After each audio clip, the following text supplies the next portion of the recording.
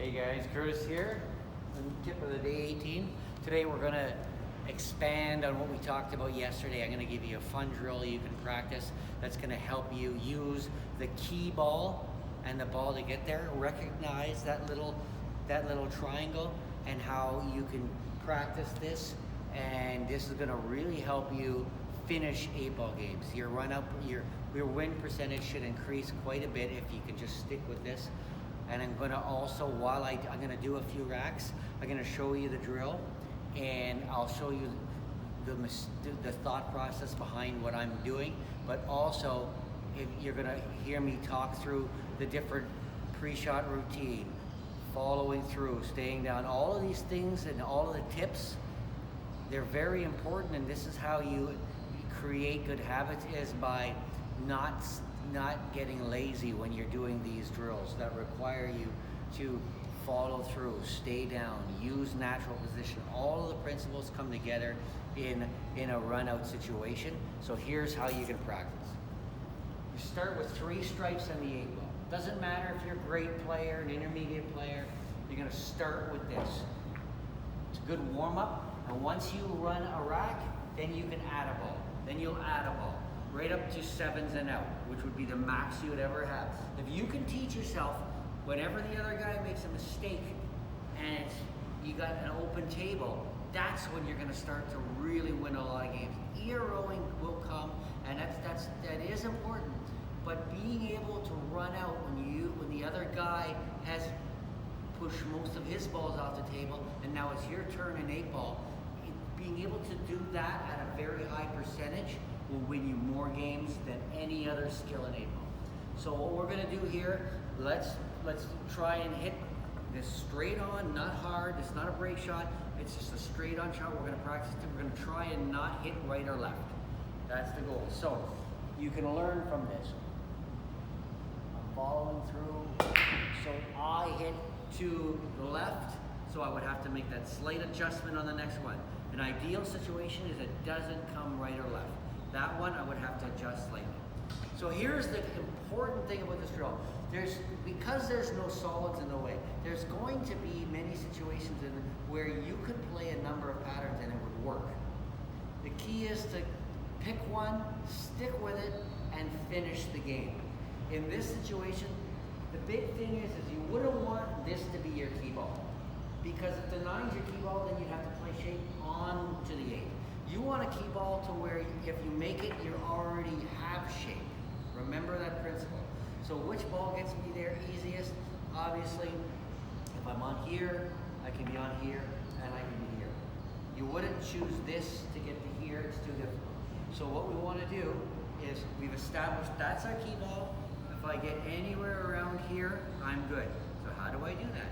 Well, basically, what we're going to do, remember, stunning down the line or rolling down the line, natural position is way better, is what we're always going to be trying to do. So you'll notice here, is I don't do anything complicated.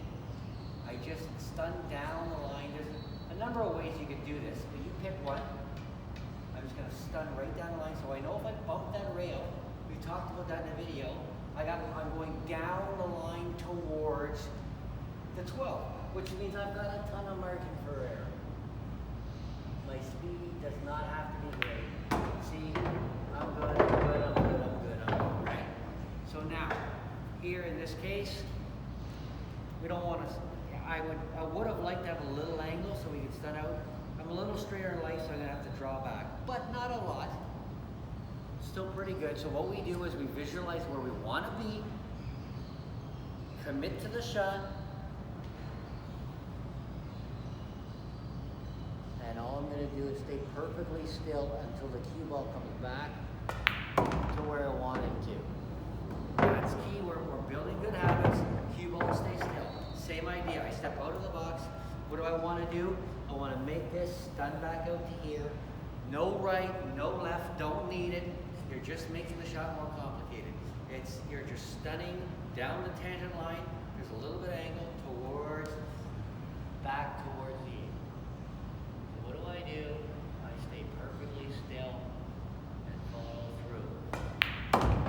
I don't roll until the cue ball comes to that, because good habits, but also I'm gauging exactly where the cue ball went in relation to where I had chosen in my pre-shot routine. Key point right there. It means that you're getting feedback. It means that you're actually not skipping that step of where do I want the cue ball to be ideally. If you don't get there, okay, great, I need a little more speed. But it's constant feedback. That's how you get better in pool. Here, what principle are we going to use? Well, yes, we're straight on the 8, but we're still going to play some kind of shape. It could be a stop shot, but the point is you still pick a spot where you want to be on the table with the white ball. Maybe you work on it. Maybe you roll it in. Maybe you go to here. Me, I would just try it and stop it and say it's a perfect stick shot.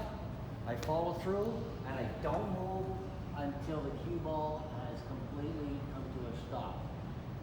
So I follow through right there. That would be, now I've just finished a game with a committed plan. What do you do now? You add one strike. Once you do that a couple times, whatever you want to do, have a challenge. If you want to say I got to do it 2 in a row before I go on, maybe you just say 1 and then I go on to the next one. But you cannot go on to ball number 4 until you complete a run out. Then what you would do, put 4 strikes. And you're going to do, once you do 4 strikes in the 8 ball, then you will do 5 strikes, 6 strikes, and 7 strikes. If you can do that, you've completed running the tables with good pattern play and no right, no left. You don't need it for the most part. That's not what we're working on. You're working on all your fundamentals. So again, see, I'm finding a pattern where I have to shift.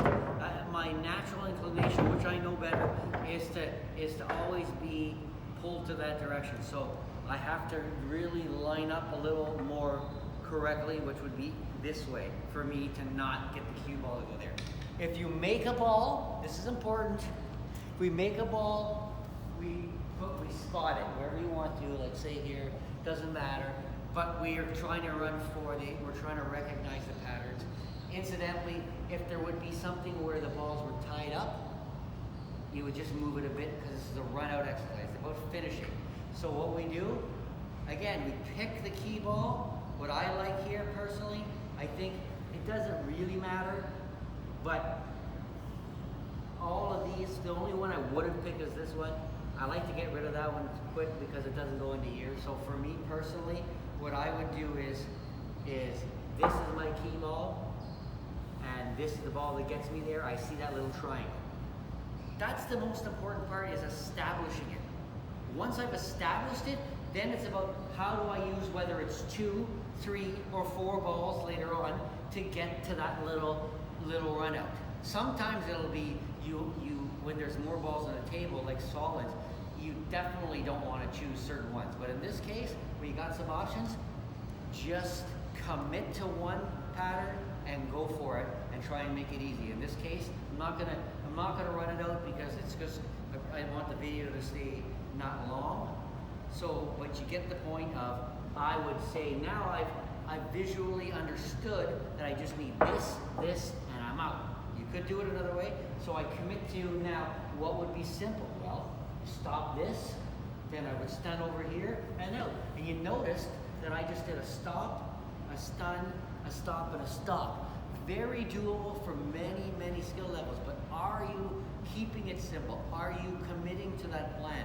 If you're not, you're gonna take situations like this where, yeah, I should get out with ball in hand, but your percentage is gonna dip and you're not going to in situations because you're making it more complicated, okay? So committing to the key ball, the ball you want to get there, and then the 2, 3, or 4 balls, that the little pattern there that gets you there. Once you've committed to that and start working on this drill, you're going to fine-tune your ability to finish games, which an 8 ball is a very important tool, okay? Thanks a lot, guys.